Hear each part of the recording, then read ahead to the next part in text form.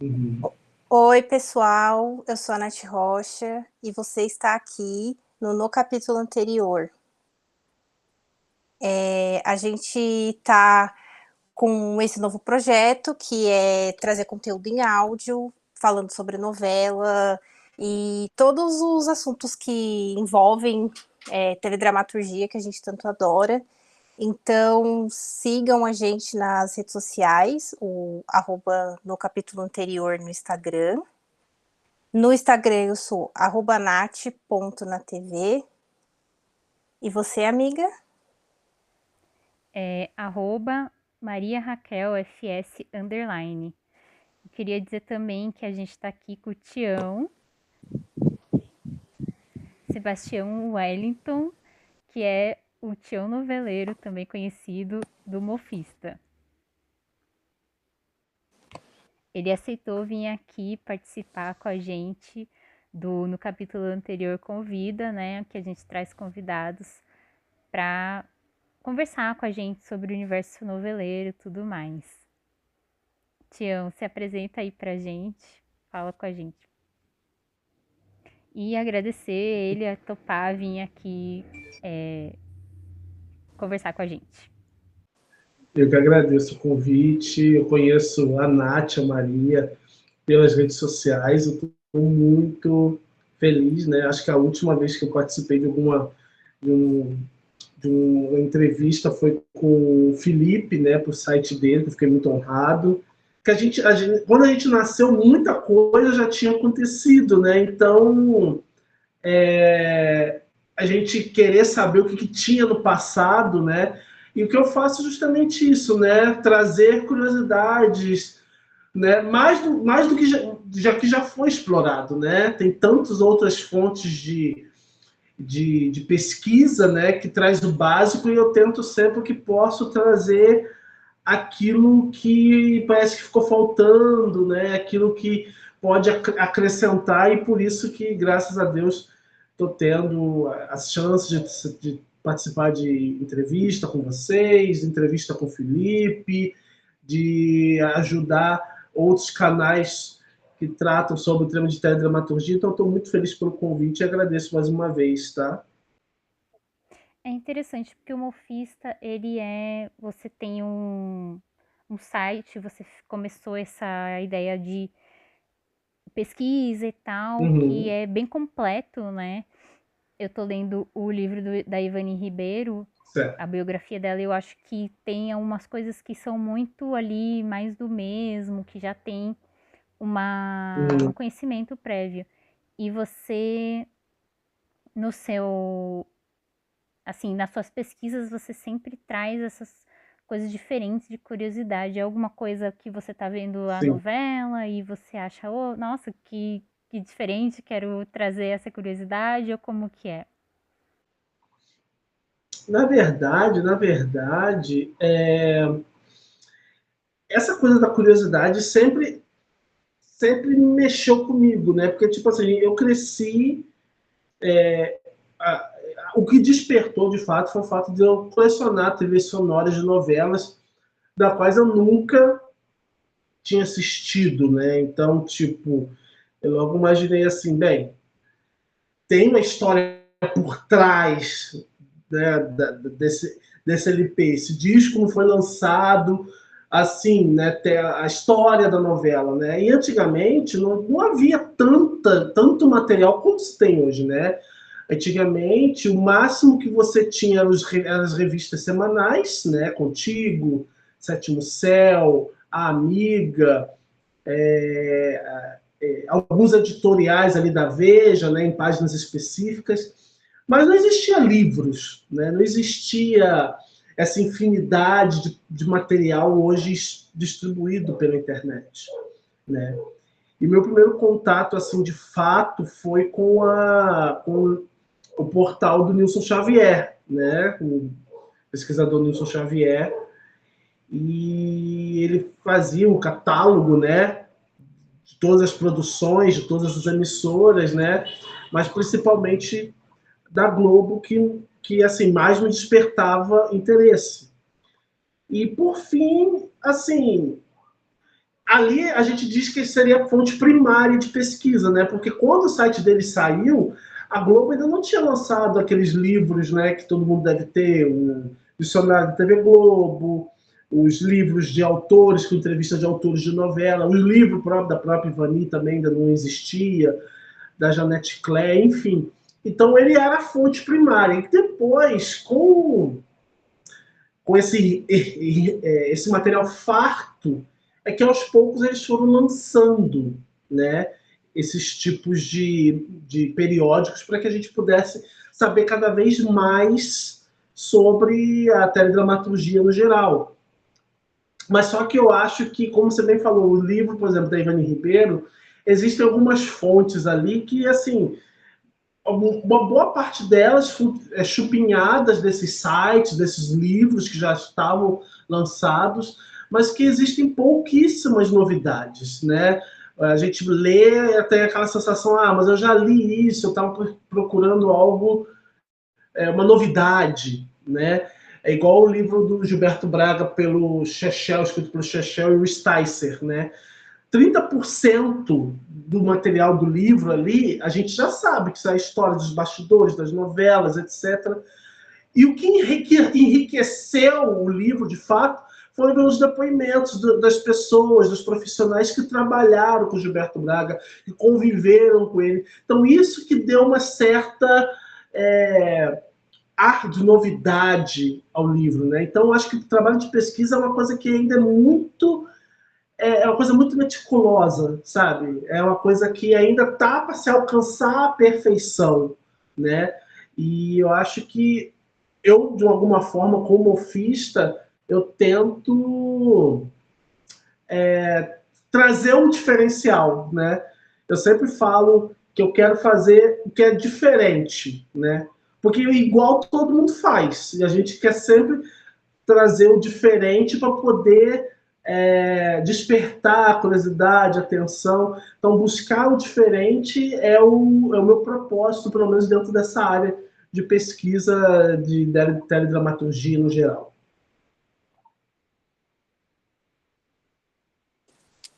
Vocês estavam comentando sobre as biografias aí da Ivani Ribeiro e do Gilberto Braga, e eu concordo com o que vocês falaram. Eu li esse livro, eu demorei 2 anos para terminar a leitura da biografia da Ivani Ribeiro. Achei a biografia muito média. Eu tenho o hábito de ler uma biografia por ano. O ano passado eu li a do Gilberto Braga, eu achei mais interessante, não só pelo fato de eu gostar do autor, mas como você falou, os depoimentos ali deu uma enriquecida no trabalho. E eu acho que a biografia da Ivani ficou muito pautada no que já tinha, e acho que assim, teve depoimento sim, mas eu acho que, não sei, não teve o suficiente para tornar o livro assim, nossa, interessante. Não que não seja, é sempre interessante a gente ter acesso à informação, por mais que seja uma informação que a gente já conheça, a gente tentar acessar ela de um jeito diferente, acho que sempre enriquece no nosso repertório.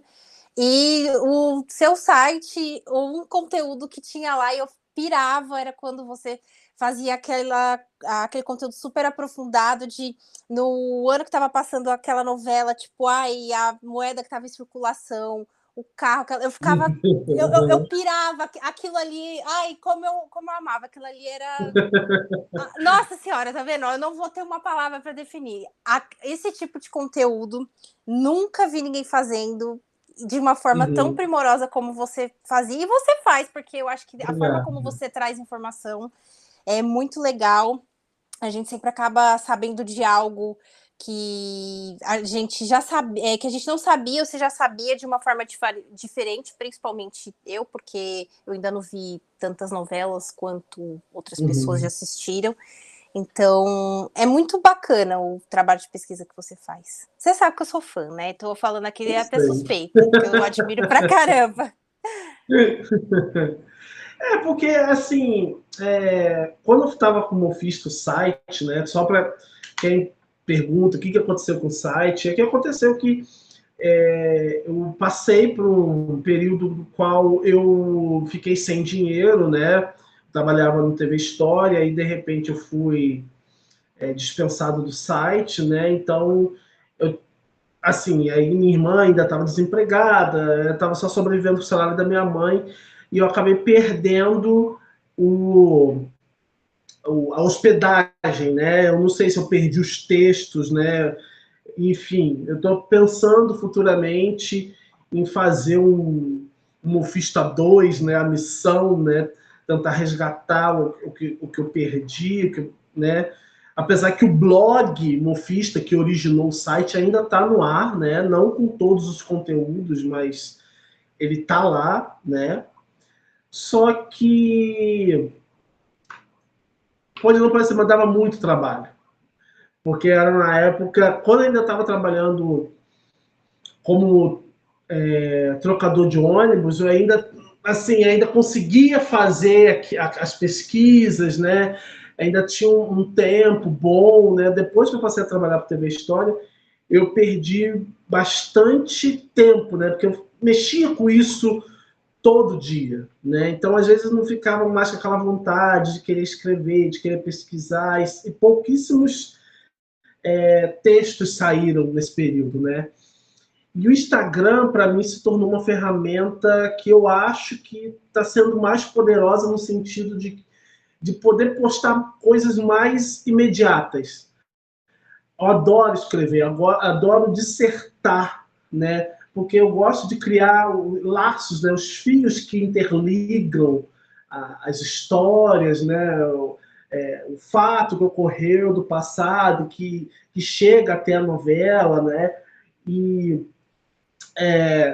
e o Instagram tem sido uma ferramenta mais fácil para mim, no sentido de que eu posso postar coisas mínimas, mas preservando o mesmo conteúdo, sabe? É a coisa mais direta, né? Eu gostaria de que fosse mais aprimorado como antes, mas assim, eu estou tendo essa oportunidade de fazer assim o Instagram, eu estou muito feliz, sabe?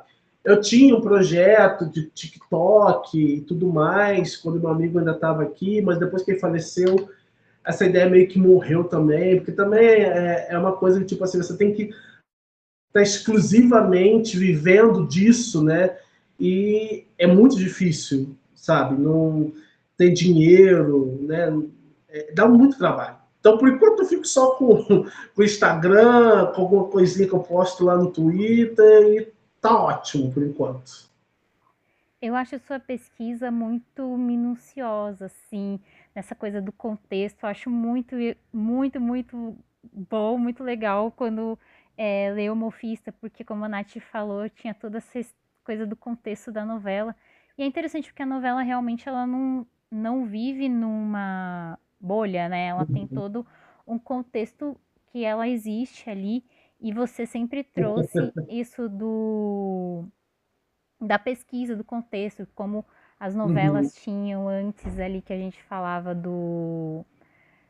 que eram cruzeiros, cruzados, e eles sempre falam quanto que é e tal. Ah, tem 1000 cruzeiros, 1000 cruzados, e a gente não sabe quanto é, e você sempre trazia essas informações de pesquisa, de contexto da telenovela. É porque as novelas mais antigas a gente nunca tinha acesso, né? Eu falava muito com um amigo meu, na verdade eu falo com ele, né? A gente nunca teve acesso a essas novelas antigas, né? O primeiro grande momento que a gente teve esse acesso, que a gente não precisava ficar dependendo da reprise do Vale a Pena Ver de Novo, era justamente o Canal Viva, né?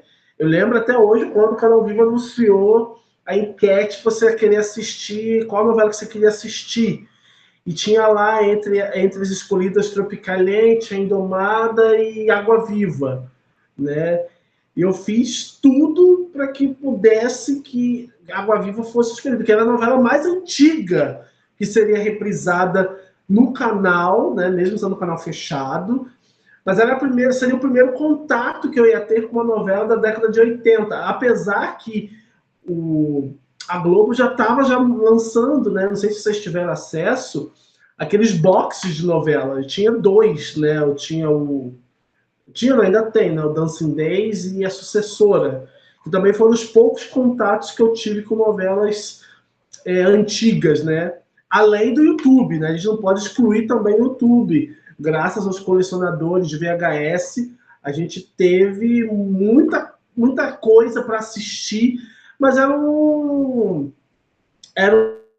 trechos, né? Eram pequenos trechos, né? Não eram nada assim grandioso, né? Só que você tem um certo conhecimento sobre uma novela ou outra, mas não o conteúdo total, completo. Então, quando o Viva trouxe a chance de a gente acompanhar novelas antigas, para quem gosta de teledramaturgia, para quem gosta de descobrir como é que era a novela no tempo dos nossos pais, dos nossos avós, foi um prato cheio, né? E hoje a gente tem o Globoplay, né?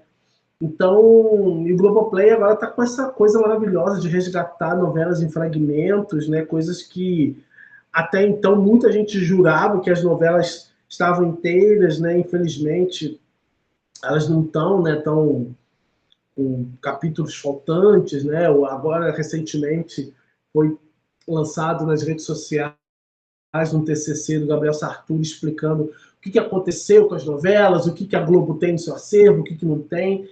Então, isso tem sido muito bom, tem sido muito gostoso, sabe? E eu tenho tido o trabalho de investigar mais curiosidades com relação a isso. Eu tenho, graças a Deus, eu tenho colaborado informalmente com o portal do próprio Nilson Xavier.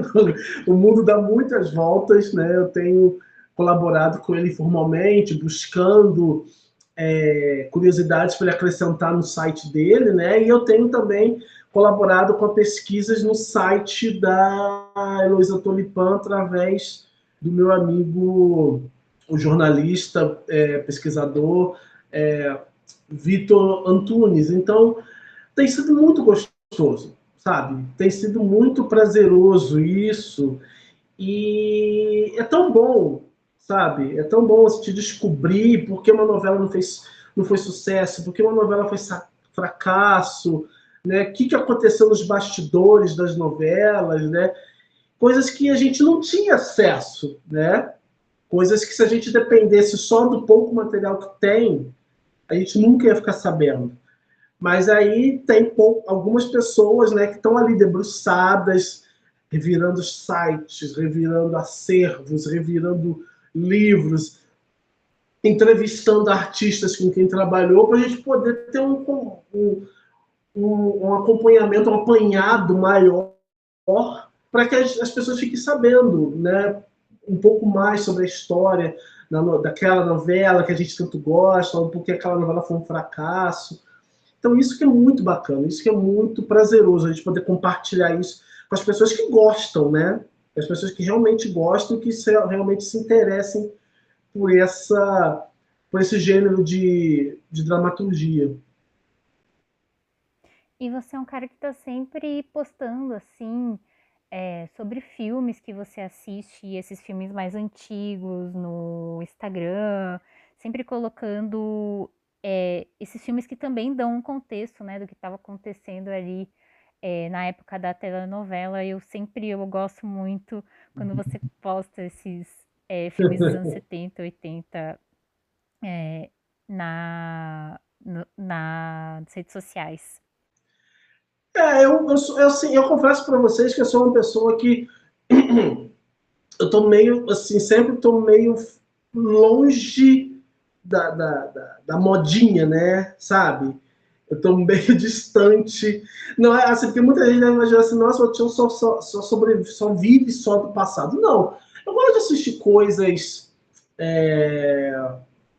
recentes, atuais, sabe? Mas eu tenho um prazer de querer assistir coisas das quais que eu não tinha acesso, sabe? Eu gosto de ver filmes antigos, filmes obscuros, sabe? Porque as pessoas, elas não valorizam, elas valorizam só o que acontece agora no momento, né? E se eles tivessem essa coisa de que, não, mas vamos assistir alguma coisa mais antiga, né? Igual eu vi um tweet esse último final de semana de alguém falando assim, mas vocês só estão valorizando Ainda Estou Aqui porque o filme foi indicado ao Oscar, né? Aí vocês só vão voltar a assistir filme nacional só quando o Brasil for indicado ao Oscar de novo. Eu falei, não, sabe, eu cresci numa casa, graças a Deus, que eu sempre tive a liberdade de assistir o que eu quisesse, né? Claro que, óbvio, dentro daquelas coisas. Se eu era de menor, não podia ver coisa imprópria para minha idade.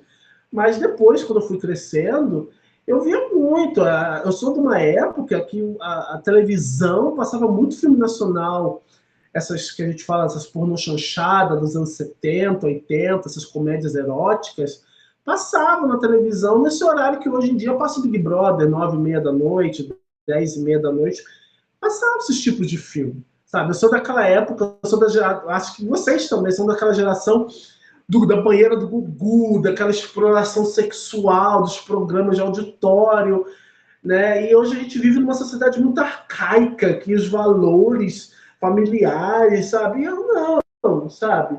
E quando às vezes eu falo que às vezes eu sinto falta dessa liberdade que a gente tinha, não é nem viralatismo, sabe? É porque naquela época a gente tinha mais conteúdo, então a gente podia descobrir, né, debater, né? Hoje em dia muita gente fala assim, o cinema brasileiro só é putaria, é palavrão. Não, o nosso cinema tem filmes maravilhosos, né? Eles não usam black tie, temos Memórias de Cárcere, temos o próprio Bye Bye Brasil, como o Cacá Diegues faleceu na semana passada. Nosso cinema é muito grande. Só que falta, eu acho que falta para as pessoas entenderem o contexto, né? Igual as pessoas falam, a gente só faz filme sobre ditadura militar, mas ninguém julga o fato de Itália, Alemanha fazerem só filmes sobre o Holocausto, só filmes sobre a guerra, só filmes sobre o massacre dos judeus, porque isso faz parte da cultura deles, assim como a ditadura faz parte da nossa cultura, sabe? Então, isso que é prazeroso. O fato de você querer pesquisar tem muito disso, de você querer descobrir mais, você querer entender mais, para você poder trazer um debate, uma análise, para você não passar com uma visão de mundo equivocada, sabe? E eu acho que ainda estou aqui, eu torço muito que ainda estou aqui, não só desperte a atenção do público para saber da história da Eunice Paiva, do Rubens Paiva, né? Mas para descobrir um pouco do nosso passado, porque a gente quase voltou a viver numa ditadura, com esse golpe que o Bolsonaro queria dar. As pessoas falam sobre anistia, mas eles não têm noção da importância da anistia naquele período, sabe? Tem gente que brinca com esse termo de anistia, e a anistia foi muito mais. Teve um peso, um valor histórico muito maior no período da ditadura, no período da censura, pelo qual a teledramaturgia, a música, o cinema, o teatro viveu do que agora, sabe? As pessoas têm essa visão muito deturpada da situação atual, sabe? E é curioso você trazer essa coisa da pornochanchada aí de ainda estou aqui pelo próprio contexto da pornochanchada, de como ela surgiu ali nos anos 70 com a ditadura, e o Ainda Estou Aqui também faz parte desse contexto de que a gente, né, nos anos 90, nos anos 2000, 80, a pornochanchada era tida como Não estava te ouvindo, repete para mim, por favor. como filmes, né, C e D, não é nem filmes B. E hoje a gente tem alguns resgates desses filmes, da gente entender o contexto do que estava sendo feito e de como eles próprios eram resistência no contexto da cinematografia brasileira. Ali tem o Instagram que eu sigo, que é acho que é Out of Context Cinema BR, que eles sempre postam sobre isso, sobre filmes dos anos 70 e 80 que são pornochanchadas e que hoje tem esse resgate de que são vistos de uma forma diferente de como quando eles surgiram, de uma forma mais exaltada, vamos dizer, não sei se a gente pode dizer assim ou não. E que essas novelas antigas, elas existiam nesse contexto, né, não sei, que talvez elas poderiam ter sido mais, tinha mais coisas que poderiam ser mostradas mesmo com toda a ideia de censura e tudo mais, né, que aconteceu nos anos 80 e nos anos 70. sim. E que parece que hoje a Globo, não sei, eu acredito que até 2018 a gente tenha evoluído muito, até comentando isso no vídeo de bom sucesso desse mês de fevereiro passado, que ali foi meio que o pico do que era permitido ser tratado na Globo, e agora a gente vê não sei, até a gente tem regredido, talvez, do que era Sim. tratado nos anos 80. Parece que se Uhum. tinha mais liberdade de tratar de certos assuntos, feminismo ou diversos outros. Então, assim, a gente tem que entender que a gente vive num momento que a Globo, de uma forma, de outra, já em várias entrevistas, já falou que tá querendo diversificar seu público, mas mirando na parcela evangélica, porque eles estavam falando que o próximo ano, seria esse o ano, os próximos anos, a comunidade evangélica vai ser a maior no país, né? E eu tenho visto que a Globo tem podado muito. Você vê, por exemplo, assim, Tieta, uma novela hoje, uma novela muito à frente do seu tempo, com uma temática muito à frente do seu tempo. É uma novela pós final da censura. A censura já estava agonizada, e é uma novela que fala de todos os temas, desde incesto, a liberdade sexual, sabe? Isso sem ter medo, sabe? Porque a novela sempre foi, mesmo em tempos de censura, ela sempre quis tentar passar aquele ar de liberdade, sabe? Querer trazer para a gente um panorama do que a gente estava vivendo no momento, na situação, né? E hoje a gente vê as novelas tão podadas. Eu acho que o que está acontecendo é que o público está ficando mais conservador, né? E outra coisa que está acontecendo é que hoje em dia você não precisa mais sintonizar às 9h30 da noite para você assistir a sua novela das 9, sabe? Hoje você pode, hoje eu tenho um compromisso importante, mas tem um capítulo da novela que está bombando, mas eu posso ver amanhã, posso ver no final de semana, eu posso maratonar. É uma coisa que aconteceu com a pandemia, né? Uma coisa que ficou muito intrínseca dentro da gente, de assistir depois, sabe? Sem ter aquele compromisso do horário. E por isso que a audiência das novelas estão cada vez mais refinando, cada vez mais caindo. A gente nunca vai ter mais uma novela que dê 40 pontos de audiência, que dê 35 pontos de audiência. Isso é improvável. Acredito que chegar aos 30 vai ser muito. Porque não existe mais essa coisa de, eu tenho que... Sabe, como na época de Avenida Brasil, eu sempre uso um exemplo, como na matéria que eu fiz na entrevista que eu fiz para o Felipe, que na época de Avenida Brasil, a internet, as redes sociais ainda estavam engatinhando ainda, estavam se popularizando, principalmente o Twitter. Então, na época de Avenida Brasil, Globoplay ainda era um sonho que ainda estava se moldando, sabe? Mas a cartaz coletiva era você se reunir na frente da televisão e acompanhar a novela. E a novela, por mais que eu não goste dela, mas eu tenho que reconhecer que ela é uma novela eletrizante. A cada capítulo tinha uma coisa acontecendo. Então, a grande novidade do momento era você ir correndo para frente da televisão e assistir uma novela. Hoje em dia a gente não tem mais esse compromisso. Hoje em dia a gente... Por exemplo, eu larguei de mão a Mania de Você, a atual novela das 9. Mas se um dia eu quiser assistir, eu sei que ela está ali no Globoplay, eu posso dar o play nela na hora que eu quiser, no dia que eu quiser, no mês, no ano que for do meu interesse.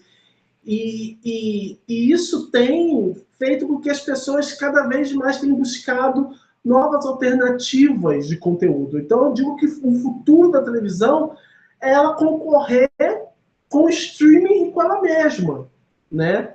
E voltando a falar sobre, a gente tem encaretado, como você falou, que as novelas de ontem, né, do passado, aparentemente são bem mais progressoras, né, do que as atuais. É o que eu também falei para o Felipe. Eu acho que o streaming está aí para isso. O streaming está ali para ser um produto que não vai atingir a televisão. Enquanto a Globo está... Porque eu penso assim, a Globo só não entregou o horário para cultos evangélicos porque ela não se vê necessariamente precisando de dinheiro para alocar um espaço para botar uma igreja do Silas, da R.R. Soares. A gente tem visto cada vez mais um programa botando um momento de uma música gospel, ou a sessão da tarde passando um filme gospel ali perdido, sabe? A Globo está tentando mudar um pouco dessa visão. Porque hoje em dia o beijo gay tem que ser uma coisa como se fosse uma novidade.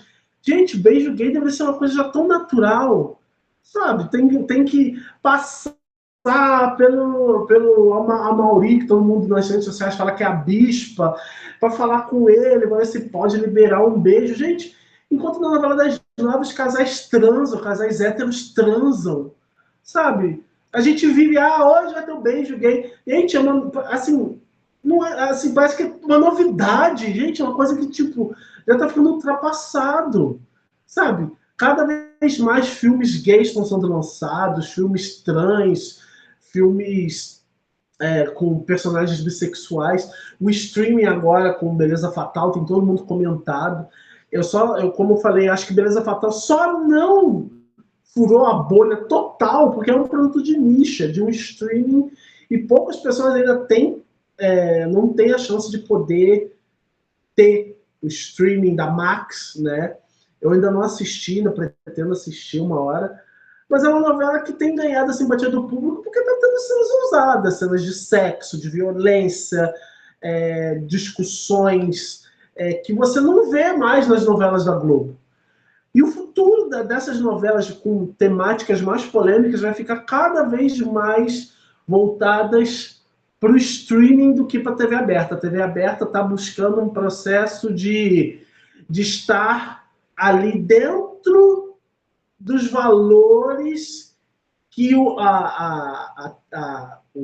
fundo político, né, a direita, né, e uma parte da esquerda conservadora, porque também tem essa esquerda conservadora, não quer ver, porque vai macular os filhos, pode atingir alguma coisa dentro da família. Então, a TV aberta, cada vez mais, e principalmente as produções da Globo, vão focar cada vez mais em passar uma imagem natural da sociedade, com a intenção de não chocar, de não afugentar esse público, de não afugentar os anunciantes, e cada vez mais o streaming vai apostar em temáticas mais ousadas, porque são produtos de nicho, são produtos para outros tipos de público que está ávido para ver coisas novas, coisas diferentes. Então, vocês podem anotar isso. A televisão aberta, novela, qualquer produto novo na TV aberta não vai ter o mesmo peso como a gente está vendo agora nas plataformas, né? Netflix, Max, etc.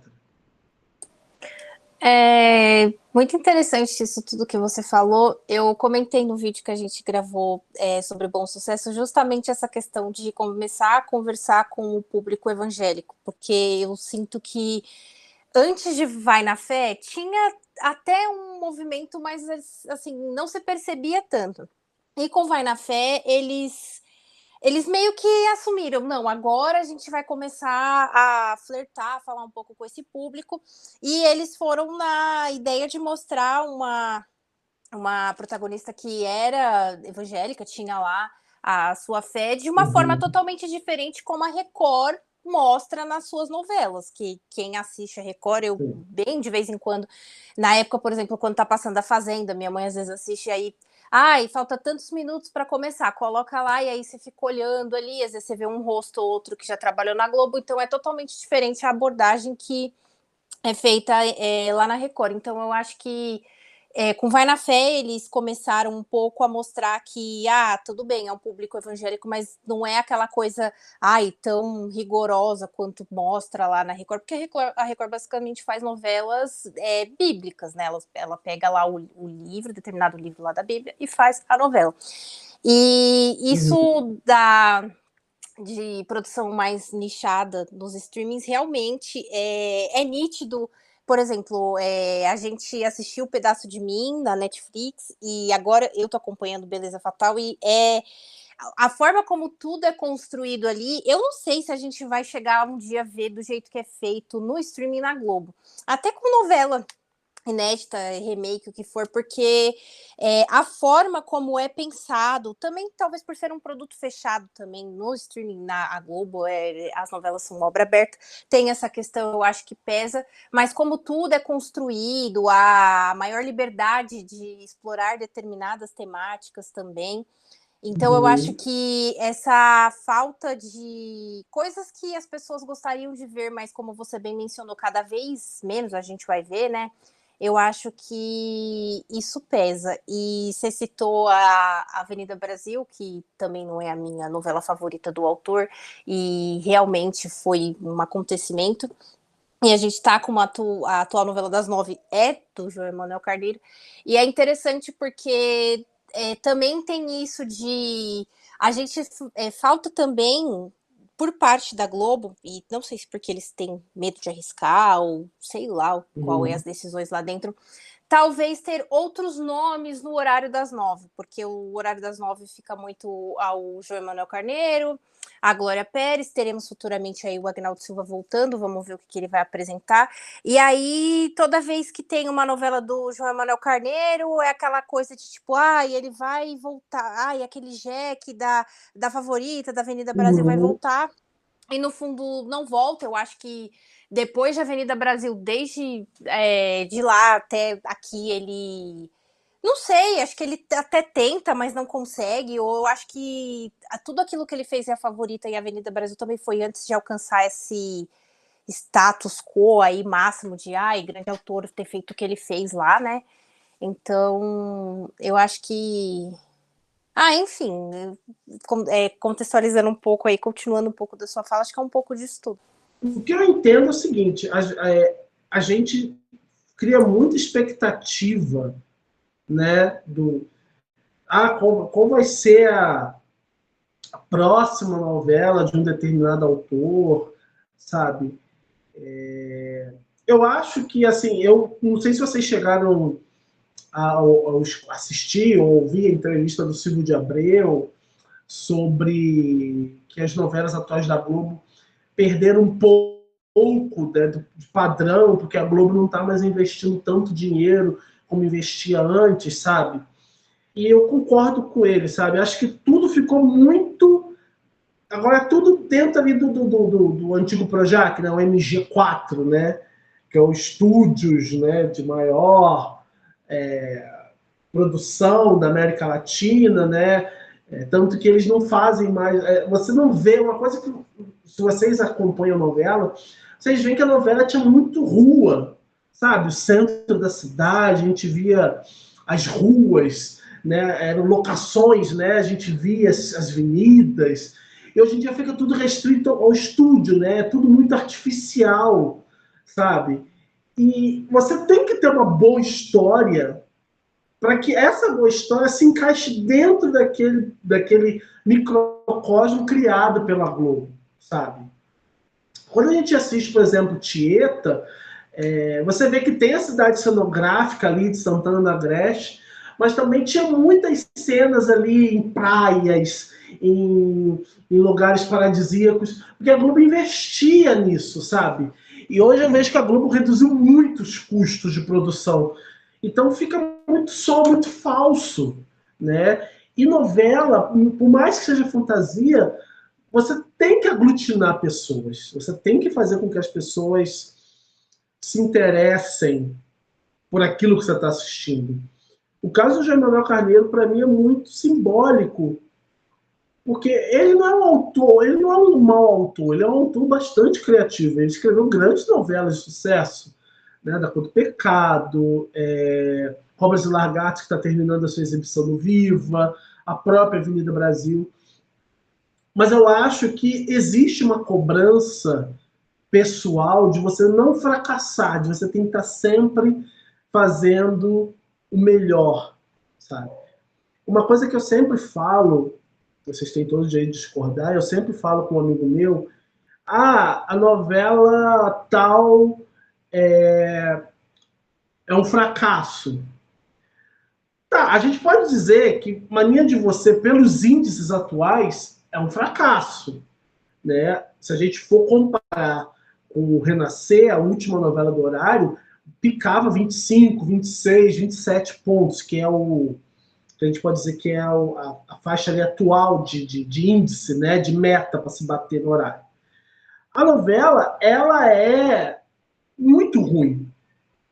Essa proposta de você toda vez querer que a história, aquela coisa da vingança de que o jogo fica mudando, não tem como ser comprada, porque a história, além de ela não ter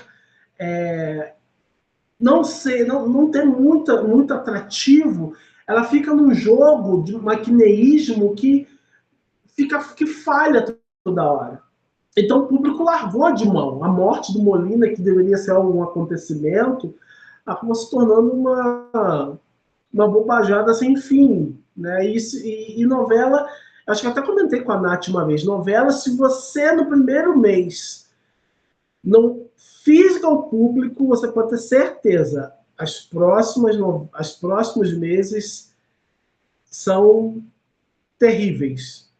Porque novela você tem que pegar o público no primeiro mês. E Mania de Você custou para acontecer, né? E é muito triste, porque tem um elenco muito bom e muitas histórias ali desperdiçadas, né? Infelizmente, é muito triste o que aconteceu, sabe? Mas acho que o público também cria muita expectativa, né? Acho que... Mas isso não é de agora, não, sabe? Janete Claire, quando ela estava escrevendo Pai Herói, ela se sentia mal, porque ela sentia aquele peso da cobrança de que ela tinha que escrever uma novela melhor que o Astro. E o Astro foi um sucesso daquele período, né? A morte do Salomão Rayala, Dionísio Azevedo, na época, parou o Brasil. Então, muita gente estranhou quando o Pai Herói foi ao ar, e ela reclamava publicamente que as pessoas cobravam muito dela. Será que Pai Herói não vai ser igual ao Astro? E as pessoas têm que entender que uma novela não é igual a outra, sabe? Apesar dos autores terem os seus vícios de linguagem, né, de dramaturgia, assim, nenhuma novela vai ser igual a outra. Então a gente tem que assistir sem expectativa, sabe? A gente tem que assistir aquilo ali como se fosse uma novidade e esperar com que a gente se surpreenda, né? Eu me decepcionei muito. Eu tenho uma história com O Sétimo Guardião, que era uma novela que, tipo assim, eu achava que ia ser uma baita de uma novela, e foi uma novela que começou toda errada, com aquela confusão de quem escreveu o quê. É horrível. É horrível, porque você imagina, se você, assim, existem vários tipos de noveleiro. As redes sociais mostram isso, né? Prova isso, né? Tem noveleiros que são obcecados pelas novelas do João Manuel Carneiro. E se a novela não vai bem, as pessoas não querem que você vá lá e desça o cacete no autor. Eles não aceitam, eles não querem admitir que a novela não deu certo. Eles não vão querer admitir que a novela é um fracasso, sabe? Porque eles criam expectativa, eles criam aquela coisa, não, mas a novela vai melhorar. Ele escreveu Avenida Brasil, ele escreveu A Regra do Jogo, ele escreveu Todas as Flores, ele não vai decepcionar. E ele decepciona. funciona, sabe? E você não tem o que dizer mais da pessoa. Sabe? As pessoas não querem admitir que a novela não deu certo, sabe?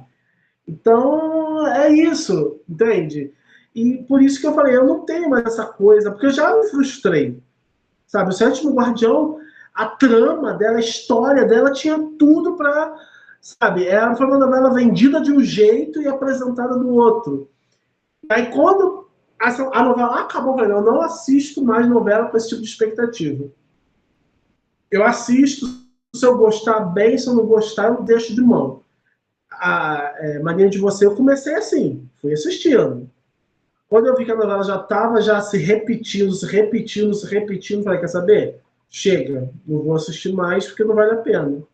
E é o que aconteceu. Eu devo voltar agora só para as últimas semanas, né? Para ver como é que vai ser o fechamento dessa história.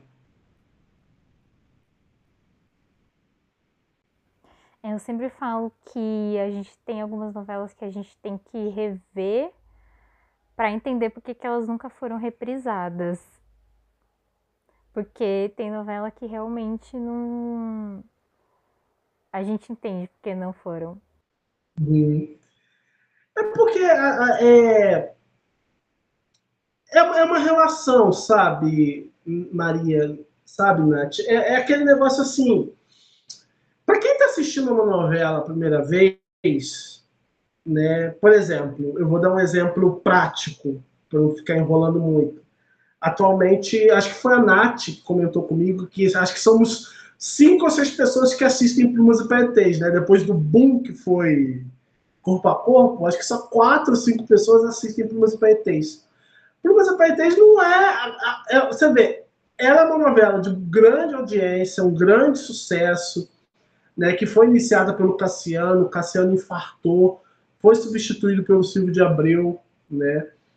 Mas a novela é uma novela muito, sabe, muito parada. É uma novela que parece que vai apresentando a história bem lentamente, sem pressa, sabe? E você vê que tem algumas situações ali que estão sendo repetitivas, mas que você vai assistindo pela curiosidade. É uma novela inédita para mim. E como eu assisti Marrom Glacê, que também foi do Cassiano, e foi a última novela dele no horário das 7, antes de Plumas e Paetês, fica aquela coisa, nossa, como é que Marrom Glacê era uma novela agitada, era uma novela, sabe, veloz nos seus acontecimentos, e pega Plumas e Paetês, é uma novela que é tipo assim, ela vai acontecendo, mas ela vai se arrastando, sabe, ao longo dos capítulos. Parece que, assim, por exemplo, ontem, o capítulo de ontem, que eu assisti de madrugada, não teve nada. Absolutamente nada, sabe? Mas você assiste porque você quer ver o que vai acontecer, sabe? E isso acontece com qualquer novela. Até as novelas que não foram sucesso na época, né? Principalmente as novelas das 6, que ainda não apareceram, Quem é Você, Anjo de Mim, né, que foi a trinca, né, atualmente está passando História de Amor, né, a História de Amor, eu publiquei no Twitter, foi a última novela das 6 a ter altos índices de audiência, porque depois o horário das 6 naufragou, sabe, ficou naquela corda bamba, veio se eu não me engano, Quem é Você, da Ivani Ribeiro, uma obra póstuma da Ivani. Depois tivemos Anjo de Mim. E por último tivemos O Amor Está no Ar. A novela que voltou a fazer o horário das 6, aumentar a audiência, foi um remake de Anjo Mal. Então você vê como é que são as coisas, sabe? Eu tô doido para assistir essas 3 novelas para a gente entender por que a novela não deu certo, alguma falha, por causa do elenco que não era convidativo. Então, é muito doido isso, sabe? Então, a nossa relação com fracasso, com sucesso, é muito ambíguo, sabe? Talvez uma novela que foi um fracasso retumbante a gente goste. E talvez uma novela que é um sucesso, como eu falei que eu não gostei de Avenida Brasil, e quem for ouvir depois da nossa conversa, eu quero dizer bem claro que eu acho Avenida Brasil uma novela maravilhosa, incrível. Só que, para mim, o que prestava ali era o núcleo do Tufão, a Carminha, a Óbvio, a Nina e só. Né? A Lucinda, o Lixão só. Aquele restante daqueles personagens podia, para mim, não ia, se não tivesse ali na novela, não ia fazer nenhuma diferença, sabe?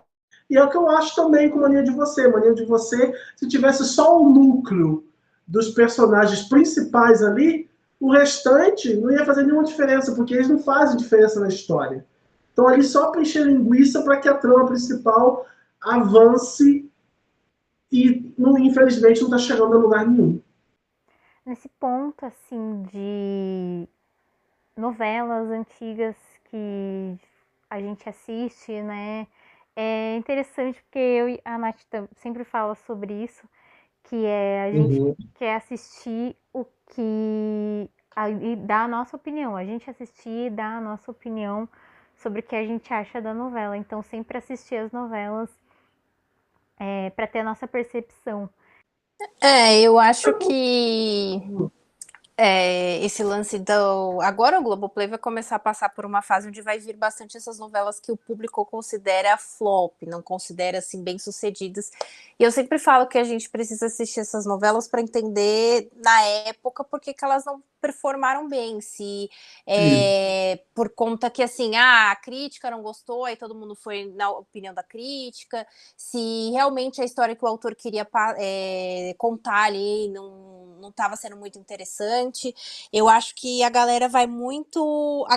é isso que você falou, assim, da expectativa. Eu acho a galera muito emocionada. Eu lembro quando teve a primeira divulgação de Mania de Você, todo mundo, ai, novelão, finalmente, não vai ter mais novela rural, ai, que novela, ai, que aquela coisa, meu Deus do céu. E eu lembro que eu escrevi um texto no meu blog, eu sempre volto nesse texto, porque assim, eu escrevi na primeira chamada e o tempo continua inocentando a mim e minhas opiniões nesse texto, que eu acho assim, tem essa expectativa muito grande. Claro que a gente não quer que toda novela vá mal e etc e tal, só que eu acho que é uma coisa muito inflamada, e eu acho que em Mania de Você eles ainda pegaram aquelas fotos que tava a primeira foto, atores de peso ali na mesa, então você fala, nossa, agora essa novela vai. E quando tem novela do João Emanuel Carneiro, eu sempre falo que o slogan é sempre muito... Ele sempre tem um slogan muito forte, é tudo muito... do autor de Avenida Brasil e Todas as Flores. Ele sempre tem slogans fortes, como em Mania de Você agora, o jogo vira o tempo todo e vira o tempo todo para lugar nenhum, sabe-se lá o que, eu sempre falo isso. E a regra do jogo também tinha um slogan muito forte. Eu acho que tudo que é feito assim no teaser é muito bem feito. A minha irmã, que não assiste novela, sempre cita, e eu sempre uso o teaser de A Regra do Jogo como exemplo. Eu não assisti A Regra do Jogo, mas aquele tabuleiro de xadrez, os atores simulando as peças ali, era tudo muito interessante, tudo muito bonito ali. E não sei até que ponto foi a regra do jogo. Eu sei que enfrentou aquela fase que os 10 mandamentos já estava bombando, então teve uma certa dificuldade. Então, eu acho que é interessante ver essas novelas do passado, sejam elas sucesso ou não, e aí a medida de sucesso também, eu acho que agora com o Globoplay vindo fica um pouco relativo, porque tem pessoas que, como a Raquel mesmo falou, e tal novela você quer que ganhe reprise, porque tem a questão da memória afetiva, e você gosta muito. Então, eu acho que poder acessar essas produções do passado para a gente poder ver com os nossos olhos e, assim, o que assim, que a galera fala, envelheceu bem ou não, mas, assim, olhar um produto daquela época e também ver o quanto que a gente evoluiu ou não como sociedade de lá para cá, que assuntos já avançamos muito, outros ainda não avançamos tanto. Eu acho sempre esse tipo, olhar, consumir o audiovisual dessa forma, acho sempre bem interessante. Sim, sim, exato. Eu acho que... E por mais que a gente assista uma novela que não foi sucesso, a gente goste, sempre vai ter uma pessoa que vai falar, mas eu não gostei. Tudo bem, sabe? Assim, cada um vai ter uma visão do que gostou, sabe? Igual eu fiz uma tier list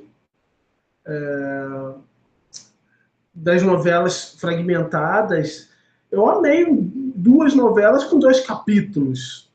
Mas é porque você sente que a novela era promissora, você sente que a novela ali podia estar, sabe, despertar bastante conversas, sabe? Infelizmente, só sobrou 2 capítulos de Os Gigantes, 3 do Rebu, novelas que, meu Deus, 2, 3 do Grito, que são novelas que muito à frente do seu tempo, e eu queria entender por que fracassou, sabe? E aquele clima, sabe? Então, são novelas.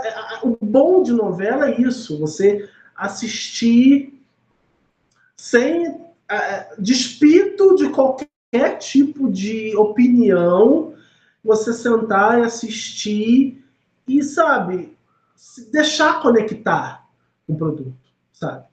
E com relação à emoção, é o que vai acontecer daqui a algumas semanas, quando lançarem os primeiros teasers do remake de Vale Tudo. Ai, que novela maravilhosa! Ai, que novela isso! Você pode ver, uma hora eu vou falar isso no Twitter, eu vou salvar todo mundo e falar, meu Deus, que novela maravilhosa, quando sair as chamadas e quando a novela for ao ar, o pessoal começar a descer o cacete. As pessoas ficam emocionadas com muito pouca coisa, sabe? Novela, as pessoas se esquecem que novela são longos 7, 8 meses no ar, sabe? Novela é um processo que você tem que ir acompanhando e tem que, sabe, deixando gostar. E você vai ver, eu tenho certeza que em breve vai ter muita gente emocionada, né? E pior de tudo, Vale Tudo é um remake muito visado, porque é uma novela, não vou dizer que é uma novela recente, mas é uma novela cujo ela é atemporal, ela é muito com temas muito atuais e muita gente vai falar que a novela da Manuela Dias, a versão dela está longe da versão do Gilberto. Eu já deixei isso bem claro nas redes sociais. Gente, a novela da Manuela Dias, ela só se inspirou. Então, tipo, se as pessoas sentarem para assistir esperando o Vale Tudo de 88, vai quebrar a cara. Né? Ela está fazendo as mudanças que ela acha que são necessárias para trazer a novela para os anos 2025, mas ela vai tentar cada vez mais se distanciar do que foi do Gilberto Braga, sabe? E vai ter muita gente que vai gostar, tem muita gente que vai detestar, e eu vou ficar só observando. Porque as pessoas são muito emocionadas, sabe? As pessoas se esquecem que novela é uma coisa que pode passar por várias tormentas, e te ver mesmo com Mania de Você, passou por várias mudanças, é uma novela, praticamente uma novela Frankenstein, né? Passou por tantas reviravoltas para tentar despertar a audiência, que nenhuma delas deu certo, e infelizmente a novela vai sair de cartaz como uma novela que infelizmente foi um fracasso, né? Não despertou simpatia do público, tinha tudo para dar certo e que infelizmente se perdeu. Né? É isso que vai acontecer com Mania de Você, e que se Vale Tudo não se cuidar, vai ser assim também. É bom você falar de Vale Tudo, né? Assim, a gente já pegar, assim, que você trouxe as novelas que você gosta e tal. Eu acho que vai ser bem interessante da gente comparar como ficou o remake de Vale Tudo, como vai ser comparado com a original, porque a gente tem, como a gente tinha falado no começo, a gente tem muito essa perspectiva diferente do que era permitido, do que a Globo poderia fazer, o que não é permitido hoje em dia, né? E acho que vai ser bem interessante a gente comparar essas duas histórias de como o mundo mudou e como a perspectiva das pessoas mudaram, porque tem coisas que são atemporais ali, realmente, aquela questão moral, a questão financeira, mas tem coisas que não eram permitidas pela censura, mas também coisas que eram progressistas na novela. Esse que é o problema. Acho que eu sempre fui. Eu não sou fã de remake. Eu sou uma pessoa muito cética. Eu defendo assim, que se fosse fazer um remake, que fizesse remake de novelas às quais a gente não teve acesso, né? Por exemplo, o Vale Tudo, desculpa, o Grito, os Gigantes, sabe? São novelas que eu defenderiam que houvesse um remake, porque são novelas que o público não tem a chance de assistir e que caberia assim, uma renovação, né? Buscar um caminho, uma nova solução. Né? A própria Espelho Mágico também, com as redes sociais em voga, seria uma ótima chance de fazer um remake de uma novela que teve também muito à frente do seu tempo, naquele período. Então eu sou a favor de remakes de novelas assim, sabe? Novelas da Tupi que não existem mais. Agora, Vale Tudo é como se você fosse mexer numa escritura sagrada, sabe? Porque Vale Tudo, ela tem temas espinhosos, sabe? Discutiu-se ali homossexualidade, discutiu-se ali honestidade, né? Era uma novela à frente do seu tempo, para a época, que trouxe tabus, né? Talvez não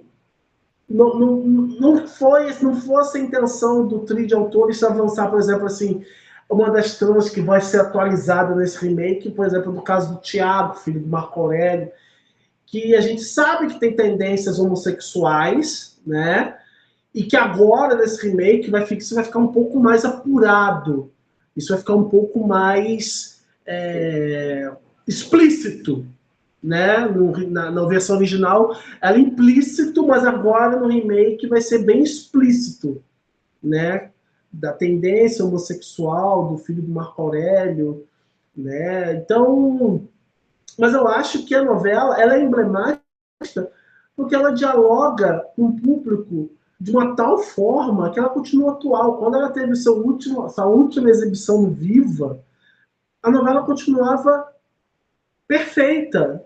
Você vê, a gente discutir até hoje corrupção, honestidade, todos os temas que em 88 estavam ali em voga, foi representado em 92, na época do Collor, foi representado na época do governo do Michel Temer, depois do governo Bolsonaro.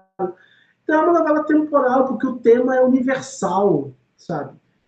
Eu não vejo a necessidade de um remake de uma novela tão incrível como essa. Mas se eles acham que é uma novela que simbólica para os 60 anos da Globo, que eles reprisassem, então, né? Que eles reprisassem, que eles refizessem, né? Que eles colocassem ela no ar, no horário nobre, igual fizeram na época da pandemia, que eles tiveram a oportunidade de reprisar novelas antigas, mas no final das contas eles não fizeram isso, né? Vamos ver, eu vou mentir pra vocês, eu não tenho nenhuma expectativa com relação ao remake. Eu talvez vou estar trabalhando, né? Então, muito provavelmente eu não vou nem conseguir assistir, sabe? Mas vamos ver o que vai acontecer. Acho que, como eu te falei, as redes sociais elas vão ficar empolvorosas com as chamadas, com as cenas, né?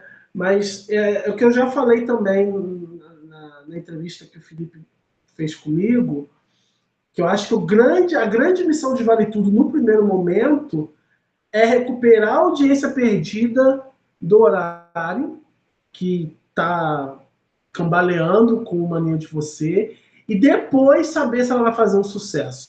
Se ela recuperar a audiência no horário, um ponto positivo. E se ela conseguir fazer sucesso dentro dos padrões atuais de audiência, de público, de repercussão, então a gente vai dizer que Vale Tudo foi uma grande surpresa nesse período, né? É o que eu espero, é o que eu acredito. Eu concordo com você na questão do remake de novelas que a gente não tem mais acesso, né?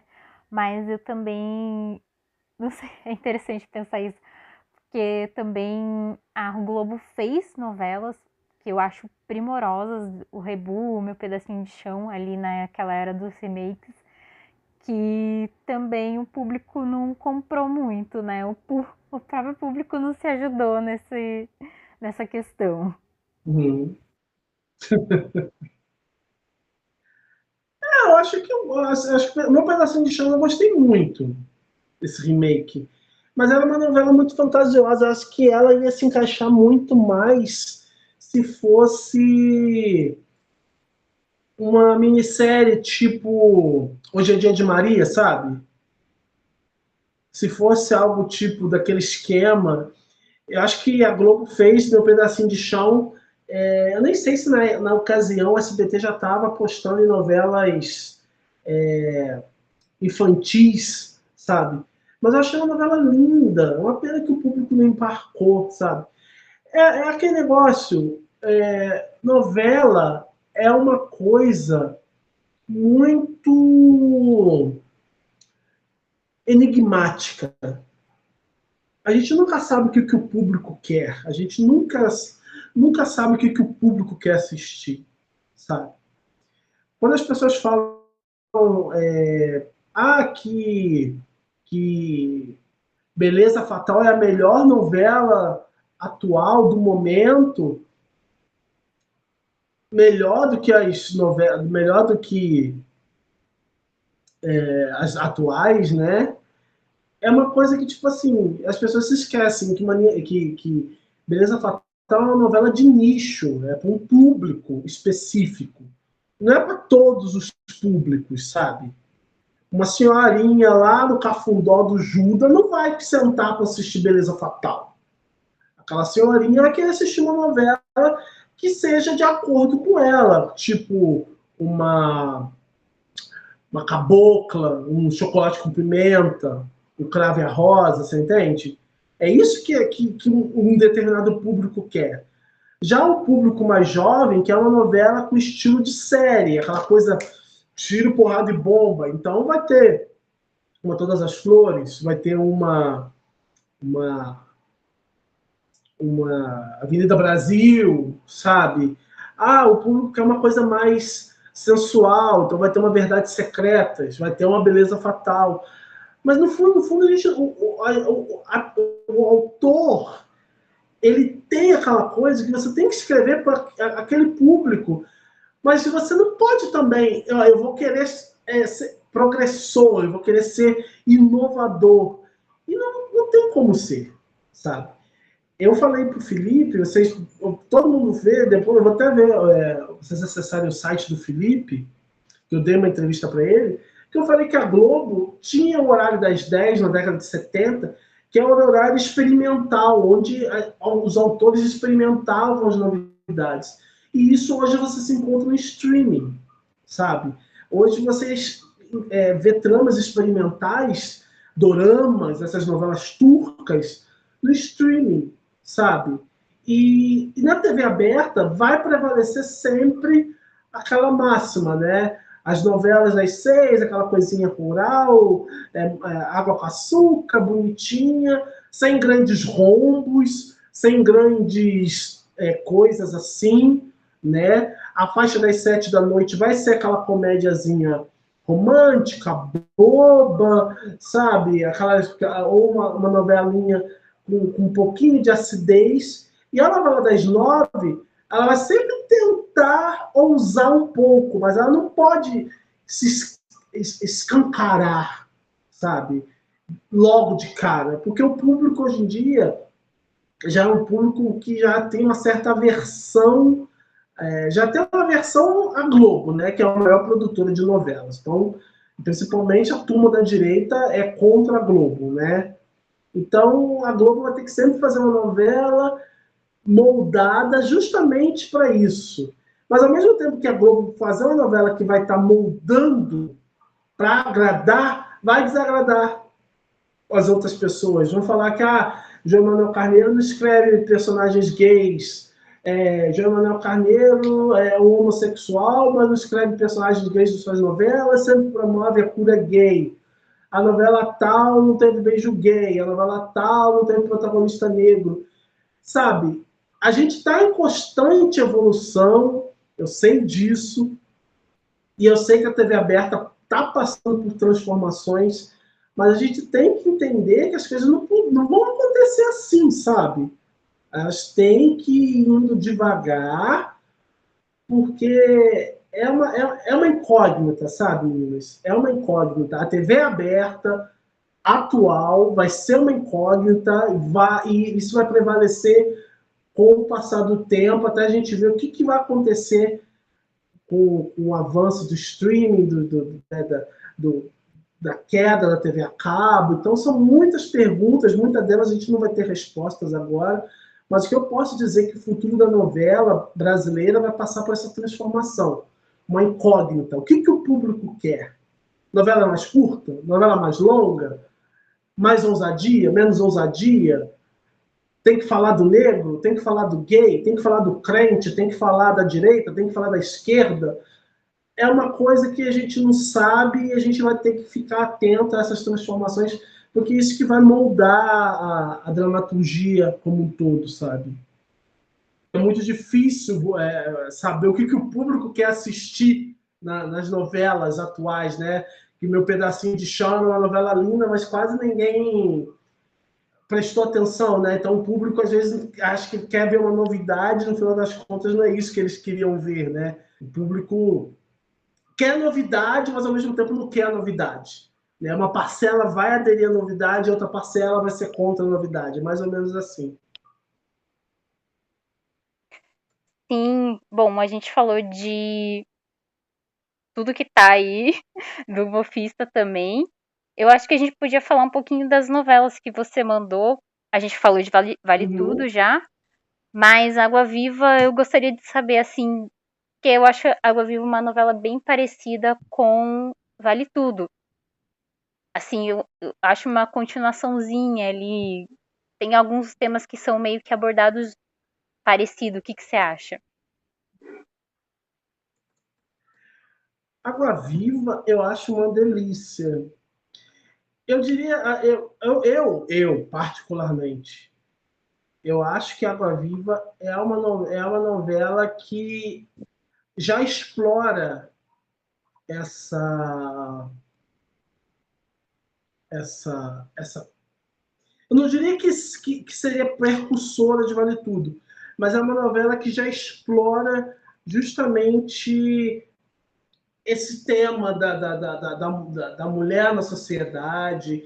É uma novela que mostra o que a sociedade brasileira iria viver nos anos 80, sabe? A emancipação da mulher no mercado de trabalho, a independência sexual da mulher, sabe?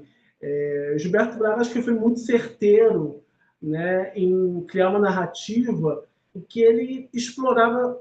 Eu vejo que basicamente Água Viva explora muito mais esse lado da emancipação feminina, da transformação da sociedade brasileira no começo, no final dos anos 70, início dos anos 80, do que Vale Tudo. Eu acho que Corpo a Corpo, né, eu não coloquei na minha lista, porque eu também não assisti, claro.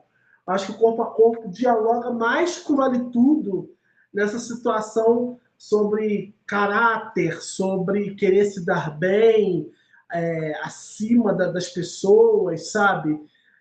Começa a discutir. Eu sinto que Corpo a Corpo é uma novela que já começa a discutir um pouco dessa temática que depois ficaria amplamente desenvolvida em Vale Tudo também, de Gilberto Braga.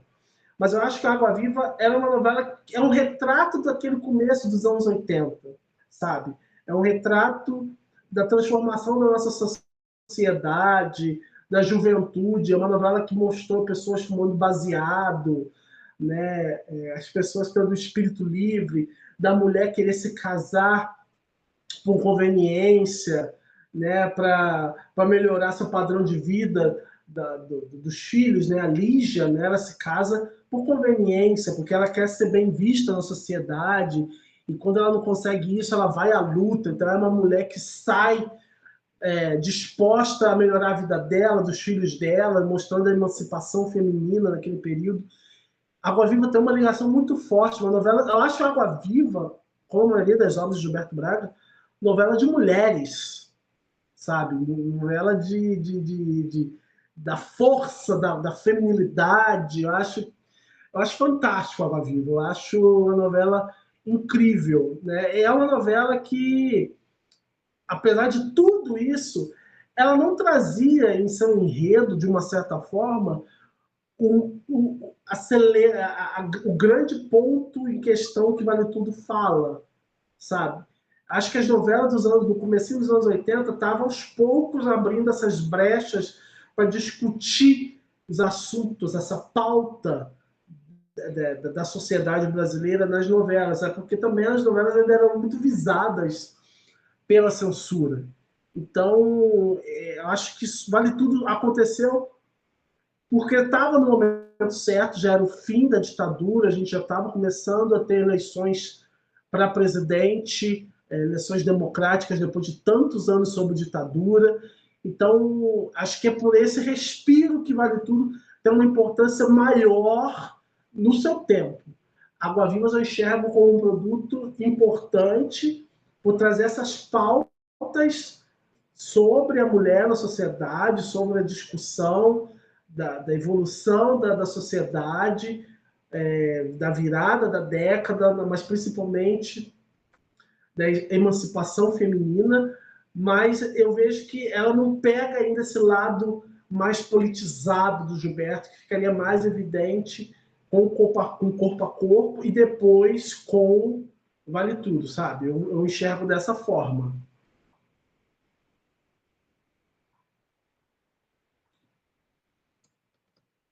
Sim, eu acho interessante a sua lista, porque tem essas duas novelas que são bem politizadas, que é Vale Tudo e Água Viva. E aí tem Pai Herói eu não assisti, mas A Viagem e Chocolate com Pimenta a gente sabe que são novelinhas mais românticas. Achei muito bom esse equilíbrio. É porque eu coloquei essas outras três, né? Pai Herói, porque Pai Herói, se me perguntasse qual novela da Janete Claire que a pessoa deveria assistir, sabe, para entender Janete Claire, eu citaria Pai Herói. Pai Herói tem todos os elementos que a novela de Janete Claire teve, sabe? Teve quem matou, teve drama, tem suspense. É uma novela perfeita e é uma novela que eu acho que traz tudo aquilo que logo em seguida ficaria marcado na obra dela, da autora, né? Então, eu acho que é uma novela que tem tudo ali. Se você quisesse começar a assistir para conhecer a obra da Janete Claire, Pai Herói é a novela perfeita, sabe? É uma novela interessante, sabe? Chocolate com Pimenta, eu coloquei Chocolate com Pimenta na lista porque acho que as novelas do horário das 6, no fundo, eu não coloquei, o certo era eu colocar o Cravo e a Rosa, mas eu não gosto de Cravo e a Rosa, particularmente falando. Mas Chocolate com Pimenta segue o modelo que a gente acompanha até hoje.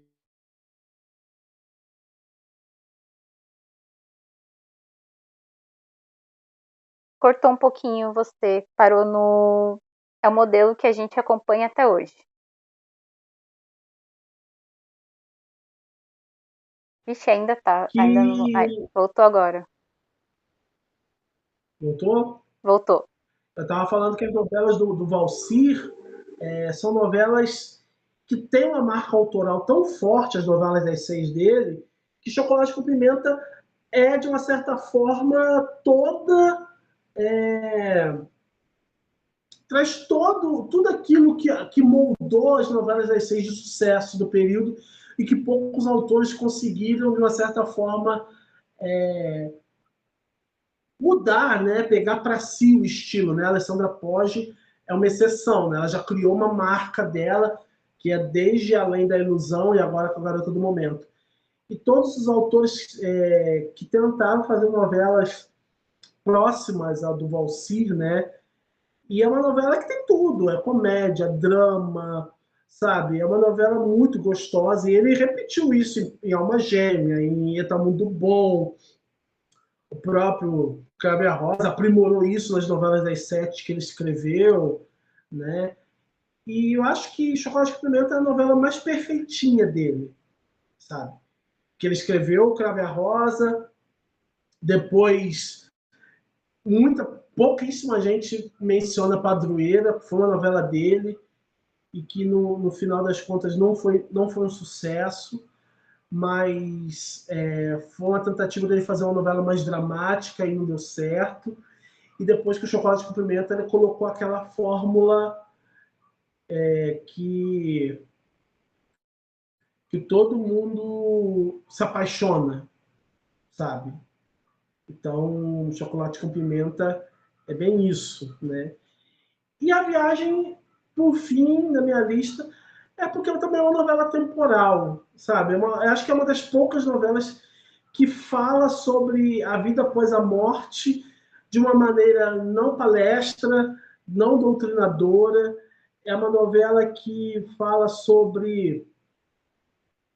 É uma novela tão bonita que fala sobre a vida após a morte de uma maneira tão simples e que atinge o coração de quem assiste, sabe? E é uma novela que...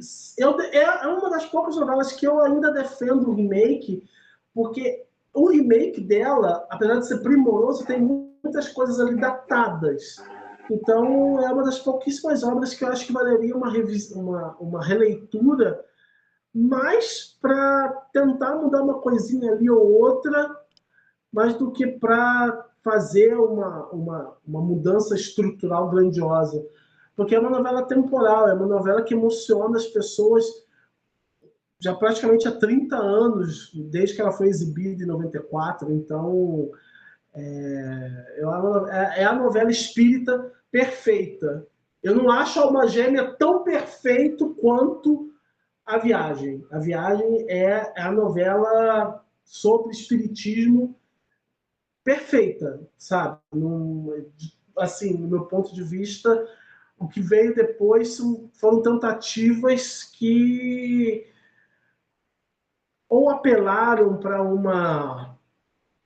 melodrama muito forte, ou porque tentaram criar algo e acabou resvalando na palestra, na doutrinação. Então, eu prefiro mil vezes mais A Viagem do que as outras que vieram em seguida. Você acha que Alma Gêmea, Além do Tempo, acabaram indo para essa doutrinação mais espírita e A Viagem não? Nossa, eu acho as três assim bem parecidas. Alma Gêmea eu acho um pouco mais romântica ali, né? Eu achei essa... eu não vejo doutrinação, mas eu acho que Alma Gêmea, eu acho, por exemplo, Alma Gêmea, para mim, ela é muito calcada no melodrama, sabe? A história de Alma Gêmea, ela se vale da reencarnação da Serena, da Luna pela Serena, para tentar continuar aquilo que foi interrompido, sabe? Eu não vejo, e apesar de ter elementos espíritas ali, é uma novela que é focada muito mais no melodrama, sabe? Do que, por exemplo, como eu posso definir de uma forma mais simples? A Viagem, eu diria que A Viagem é dividida em dois polos distintos. A gente tem a novela tradicional, correto? A gente tem a novela tradicional até a morte do Alexandre. A gente tem a segunda novela, né? O Alexandre infernizando a vida das pessoas que ele falou que ia se vingar pós-morte. E temos a terceira fase da novela, que já é a novela espírita por si só, que é quando a Diná e o Otávio morrem, eles tentam evitar que o Alexandre continue fazendo suas maldades e tentando fazer ele se regenerar para que ele possa encontrar a paz. Então é uma novela espírita, mas ela tem três polos distintos. Temos a novela clássica ali, temos o elemento espírita, né, que ali explica o que acontece, e depois temos a trama espírita como um todo, né? Tanto que você nota que a novela ela fica focada praticamente ali no nosso lar, nas tentativas da Diná se conectar com a irmã. E eu vejo que Alma Gêmea não, Alma Gêmea é um melodrama, é a história de amor do passado, voltando no tempo presente para a época, mas fica se valendo só nisso, sabe? Enquanto tem outras tramas que, tipo, estão ali para segurar o esteio da história. Mas, longe de mim, eu adoro a Magéria, sabe? Eu revi recentemente ali no Vale a Pena Ver de Novo, mas eu acho que ela não tem o brilhantismo que a Viagem teve. Eu acho que vai ter muita gente querendo me matar depois. Mas eu não vejo que teve o mesmo brilhantismo que a Viagem teve, sabe? Acho que a Viagem é uma obra única por causa disso, entende? Acho que é uma novela que pouquíssimos autores vão conseguir fazer uma novela espírita tão interessante quanto ela foi, sabe? Eu não assisti a Viagem ainda, mas eu acho que eu entendo o que você está falando num sentido de que é, é uma viagem, é uma novela sobre o espiritismo, mas ela também traz outros elementos que não fazem, não fica tão na cara que é sobre reencarnação, assim, até porque não tem reencarnação na Uhum. novela, né? É É, muito boa. exatamente. Eu assisti só uma vez, assisti quando teve aquela reprise do Viva, não essa que teve no horário meio-dia, a que teve no horário da tarde. Eu nunca tinha assistido, eu sempre ouvia minha mãe falar muito.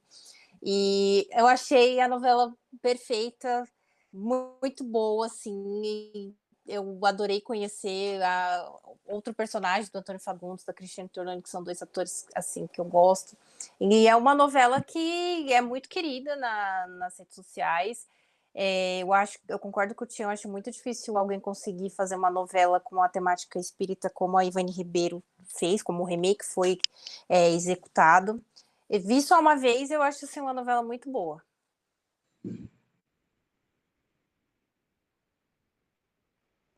Bom, fechando com a Viagem, então, sendo uma novela boa, eu acho que a gente falou basicamente de tudo que a gente tinha para conversar, o Mofista e, enfim, as novelas da Globo. Tem alguma coisa para perguntar, para falar mais, Nath? Não, eu acho que é isso. Acho que a gente conseguiu falar de tudo um pouco, falando também sobre cinema, que é algo que a gente gosta bastante, que eu espero que essa crescente aí do cinema nacional vá além do Ainda Estou Aqui, né? Eu acho que bom, Uhum. é um feito muito grande ter chegado a ser indicado até na categoria de melhor filme, e que as pessoas valorizem o nosso cinema, porque eu acho que o Tião destacou um ponto interessante dessa coisa de a gente consome produções mais antigas e a galera gosta muito de ficar assim calcado na novidade, até também por questão de comentar, engajamento, essas questões de rede. Eu espero que as pessoas comecem a olhar o nosso cinema como o que ele é. Ele é uma potência. Eu acho que a gente tem condição de fazer produções incríveis, tão incríveis quanto as produções que tem no cenário internacional. Só que a galera valoriza bastante o de fora, né? Tem aquela questão do complexo de vira-lata, até que o Nelson Rodrigues também destaca. Então eu espero que isso aí seja o início de mais valorização pro nosso cinema, para nossa arte, os nossos artistas e tudo mais. Falamos de novela, que é uma coisa que a gente adora. Então, assim, de pergunta, eu não tenho nada para perguntar. Você quer acrescentar mais alguma coisa? Não, acho que só agradecer mesmo, não sei se o Tião quer falar mais alguma coisa, claro, mas agradecer ele ter topado de vir aqui, a gente está começando ainda a convidar as pessoas, ele é o segundo, para quem não viu, ouviu a conversa que a gente teve com o Lucas, né, o Martins Neia, que tem o livro dele e tal, excelente. também tá no canal e no Spotify, enfim, pode ver, ouvir, mas é só agradecer mesmo. Eu fico feliz pelo convite, eu fico muito feliz por ter falado sobre novela, sobre pesquisa, sobre Mofista. Eu fico muito honrado, né? Eu também aproveito para pedir desculpas, a primeira vez temos adiado nossa conversa, mas acho que hoje foi muito bacana expor as ideias. Faço coro também com a Nath para a, que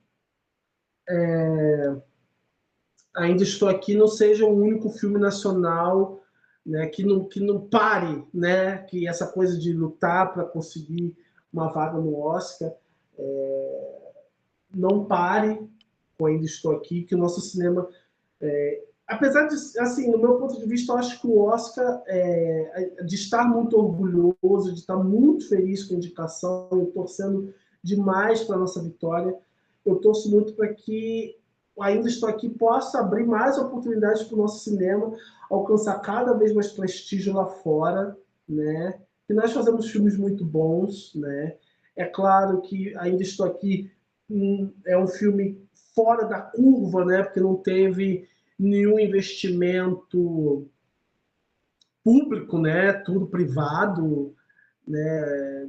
A família do Walter Salles que bancou, né? Então, tipo, a gente tem que torcer para que os próximos filmes, com investimento da Lei Rouanet, com incentivos de outras produtoras de incentivo cultural, tenham a mesma visibilidade. Eu torço muito para que isso aconteça e eu fico feliz, né? Eu estou no Instagram, Mofista, né? @Mofista, né? Eu estou no Twitter também, @Tião Noveleiro, para quem quiser me seguir lá, né?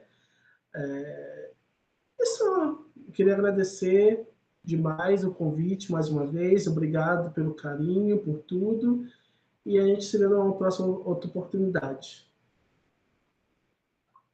Isso, eu vou colocar todos os links das redes sociais, também do blog do Mofista, que você comentou que vai tentar dar uma retomada aí, mas o que já tá lá também já é nossa, muita coisa muito boa que tem lá no blog.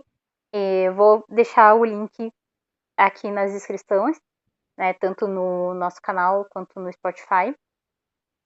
E é isso, gente. Sigam o Tião no @Mofista, porque ele posta muita coisa legal, muita coisa diferente, assim, para quem curte novela, vai abrir a mente. E para encerrar, né, as nossas redes sociais de novo, no capítulo anterior, no Instagram, a gente sempre faz no final do mês, todos os meses a gente faz uma live lá no Instagram, conversando com todo mundo, falando o que está acontecendo no universo noveleiro. E a minha pessoal é Maria Raquel FS _ também no Instagram. Podem me seguir lá, conversar de novela e tal. Tô sempre papeando. E lá no Instagram eu tô como @nat.natv e entrando lá, me seguindo, vocês encontram meu blog. Eu lá no Twitter também, porque no Twitter tô com um @ diferente. Enfim, me sigam lá que vocês me encontram. E lá tô sempre compartilhando conteúdo sobre novelas, coisas que eu tô assistindo.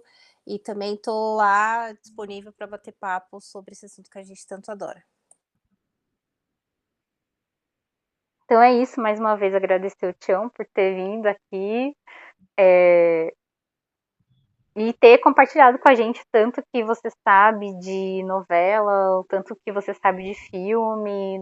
Nossa, eu gosto muito do jeito que você pensa, eu acho que você pensa muito diferente de outras pessoas e outros pesquisadores e arquivistas aí que estão pegando coisas da internet, jornal, revista, e você tem muito conhecimento, você compartilha esse conhecimento, você não é uma pessoa que guarda para você, eu acho que isso é o principal, E por isso que eu queria tanto que você viesse aqui conversar com a gente, porque você é incrível mesmo. Obrigada por ter vindo, Tião.